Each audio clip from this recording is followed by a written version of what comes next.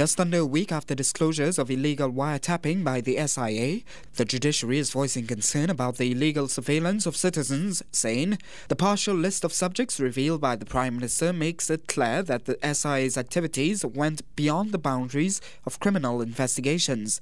As such, the Judiciary says it is appalled by the apparent nonchalance with which it has been asserted that law-abiding citizens had nothing to fear and that a mandate had been given to the SIA to monitor only those who came to its attention as a result of genuine criminal investigations.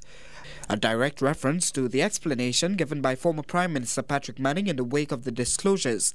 The Judiciary goes on to state that the implication of that assertion, which the Judiciary strongly rejects, is that if anyone was the subject of surveillance, then it must have been for a justifiable reason. It says none of the subjects of surveillance, including judicial officers, were afforded any form of due process or the protection of any law. Nor, it says, if the former Prime Minister is to be believed, was there any system of auditing or supervision to ensure that the SIA stayed within its mandate.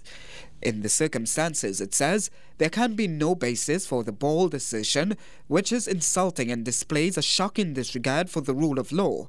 Instead, it says the SIA was permitted unauthorized, unwarranted and untrammeled access to the private affairs and communications of a wide cross-section of the population, amounting to a gross violation of privacy.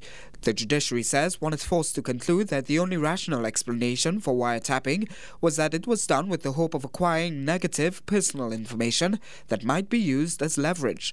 With specific reference to members of the Judiciary, it says the inevitable consequence would be an undermining of its independence and the proper administration of justice. It explains that judges are subject to special branch vetting before appointment and are not exempt from legitimate inquiry by lawful constituted agencies. But what cannot be tolerated, it says, is an arbitrary intrusion into anyone's private affairs with no legal or legislative foundation. The Judiciary says it welcomes the legislation to regulate wiretapping. But it's urging the government to take steps to ensure the destruction of all illegally obtained material under the supervision of an independent third party.